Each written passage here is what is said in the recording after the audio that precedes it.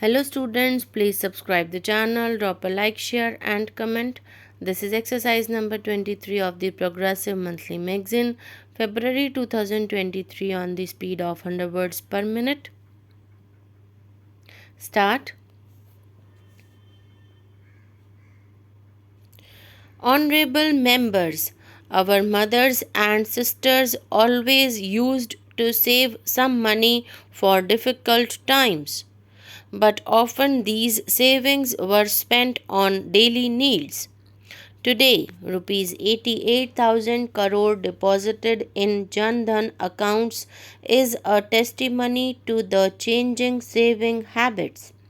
It is only because of the Jan Dhan scheme that wages from Magnarega, benefits from different insurance schemes, scholarships, pensions, and most other government benefits are being credited directly into the bank accounts of the poor through DBT. Jan Dhan accounts have succeeded in eliminating the middlemen between the government and the poor. Jan Dhan Yojana is playing an important role in facilitating cost-effective digital transactions in the country through more than 60 crore rupee debit cards and b.p.m app. Similarly, government is bringing banking services closer to the people through the India Post Payments Bank set up in the post offices. As a result, the whole world has taken note of this step towards financial inclusion in India.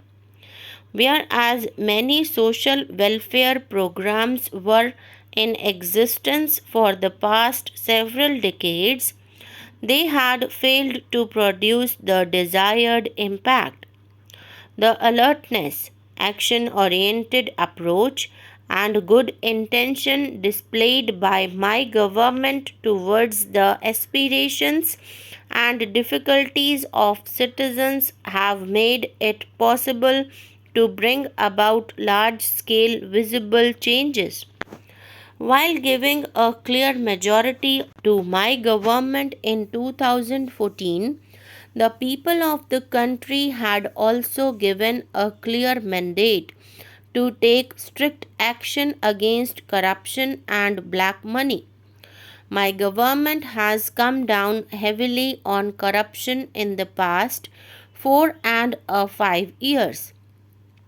Being sensitive to public sentiment, my government has waged a war on corruption and black money from day one and approved constitution of a special investigation team set on black money in the very first meeting of the cabinet. Thereafter, government enacted a new and strict law on black money.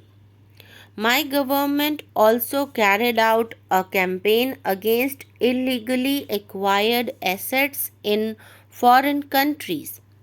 New agreements were signed with several countries known as tax havens, and several others were signed with many other countries to rectify deficiencies in existing agreements. While preventing the flow of black money abroad, my government also launched a major campaign against black money within the country. New laws were enacted for sectors thriving on black money, and those were brought under the ambit of taxation. Honorable members, demonetization was a defining moment in the government's war on corruption and black money. This decision struck at the very root of the parallel economy thriving on black money, and the money outside the formal system was brought within the ambit of nation's economy. This action of the government broke the back of the forces destabilizing the country, and the systems sustaining the flow of black money. The registration of 338,000 dubious shell companies responsible for flow of black money have been annulled by the government. The directors of these companies have also been prohibited from holding such offices again. Assets worth more than rupees 50,000 crore are being taken under the Benami Property Act, Prevention of Money Laundering Act, and the Law Against Fugitive Economic Offenders. As a result of the policies of my government, black money in real estate sector has declined substantially. The prices of houses have come down and the dream of a normal middle class family for possessing their own house is being realized.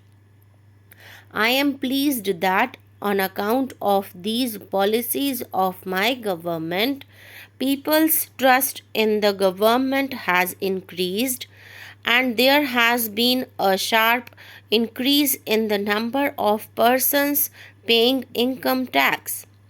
Whereas prior to 2014, 3.8 crore people had filed their return, this number has increased and more than 6.8 crore people have come forward to file their returns. Today, the taxpayer is confident that each paisa contributed by him or her is being spent honestly on nation building. My government believes that corruption and black money constitute a grave injustice towards the honest taxpayer of the country. Corruption always infringes on the rights of some poor or middle class person. The government is relying on application of modern technology to address this situation.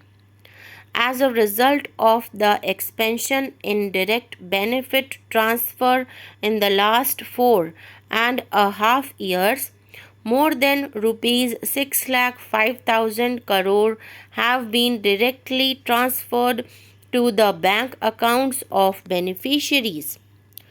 Because of this, about rupees 1,10,000 crore have been saved from falling into wrong hands. Government has removed about 8 crore fictitious names which were being used by middlemen to misappropriate the rightful benefits of genuine beneficiaries. In order to build a strong nation, it is imperative that we develop our economy in such a manner that will help our fellow citizens to progress with transparency and honesty. My government developed a transparent system for auction of coal mines and has protected this national resource of the country.